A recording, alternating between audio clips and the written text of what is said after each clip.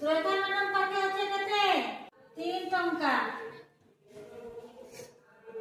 Ramila madam पाखे केते अच्छे 60 पैसा। केते पैसा 60 पैसा।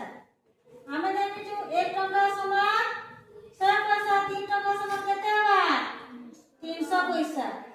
विभक्त को इना 60 अछि बुझि पारलो ताके भी भग्न संख्या बनै देली। केते बनाली 300 विभक्त को 60।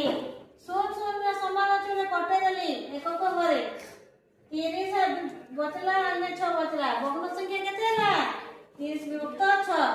जेहेतु एकक घरे 0 2 4 6 थिले सेटा 2 द्वारा विभाज्य तले में 2 पड़का से काटू छे। देखो 2 3 6 2 1 2 2 5 10। हमर उत्तर केते हला 15 विभक्त को 3। ताके जदि हम अनुपात की लिखि दे माने केते हला श्रुति को अनुपात लिखले केते हला 3 हवा। हां 15 अनुपात 3 बढ़िया।